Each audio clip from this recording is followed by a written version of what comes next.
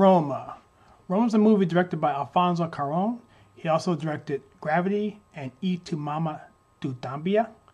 And it stars Elitza Aparicio and Marina de Tarvaria.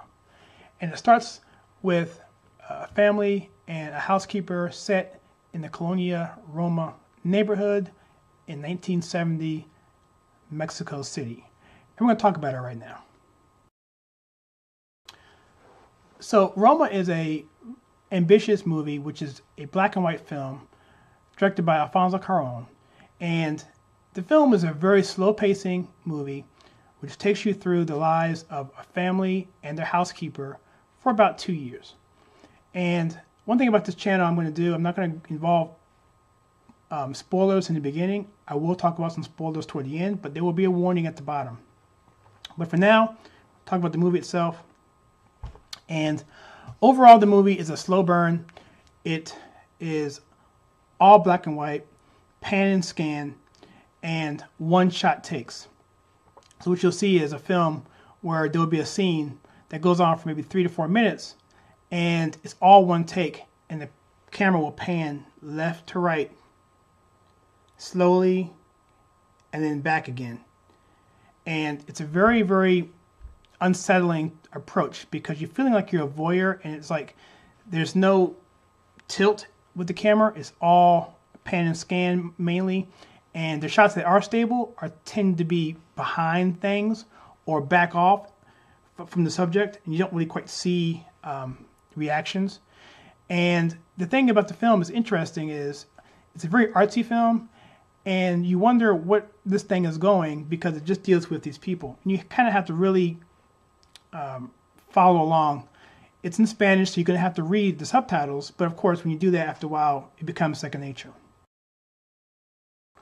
Okay, in the category of story or depth, this movie doesn't really have a lot of that. It's a lot of it's cerebral, and at a 1 out of 10 I have to give this movie a 5 in that regard because it's just average.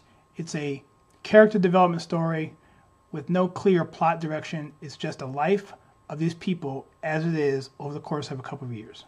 In the category of emotional impact, now this is probably where the movie is at the strongest, is because without giving anything away, through the first 2 acts of the movie, you're basically following this housekeeper mainly through her eyes and the family of the people that she is attending.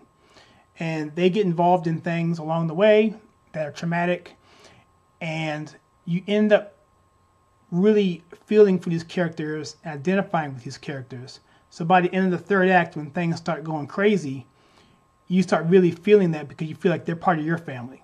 And so in this regard, I give it an 8 out of 10, which is pretty high, which means there's a strong emotional pull.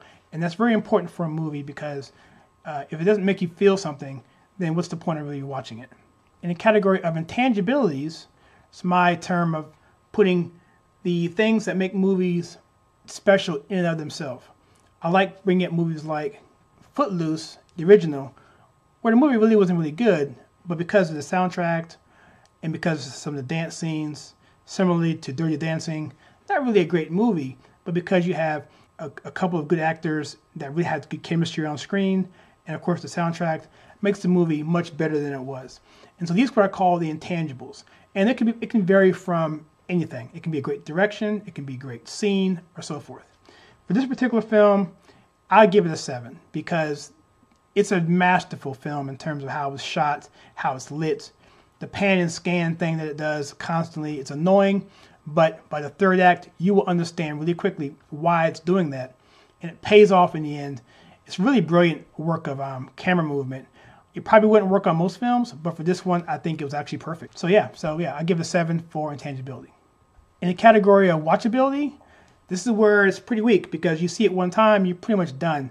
I give it a 5. Now, this could change in that area, but I don't want to rush back to watch this movie anytime soon. So a 5 for watchability. My overall rating, which is the weighted average against the other 4, this is a really big piece of it. It's kind of when you see a movie, what you feel after you see it, what's your overall impression. I give it a 6, which is better than average. And so weighted against the others, the movie comes out in pretty good footing. My conservative take on Roma, and by the way, from here on out, we're going to have a spoiler section here. So if you don't want to know anything about the movie specifically, just fast forward to the end or check the time index and jump above to where you want to go for the review.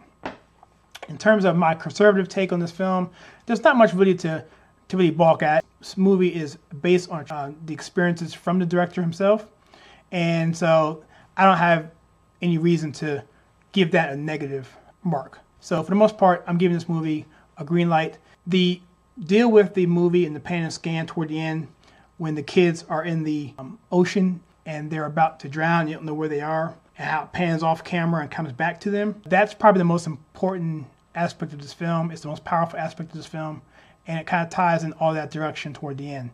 And so I think that overweighs everything. The love of a housekeeper who had her own problems with her miscarriage, which by the way is a really, really powerful scene that if you don't get emotional on that, then you probably don't have a pulse. A person who loves these kids as if they were her own and risks her own life because she can't swim to save these kids.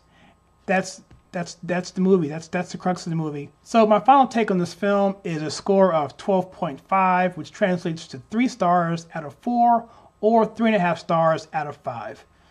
So with that, comment below if you liked this movie. Did you like it? Did you want to see it? Do you want to see it? If you've seen it and agree with me, let me know. Or if you've seen it and you don't agree with me, also let me know. So with that, please like, subscribe, and I'll see you on my next conservative take.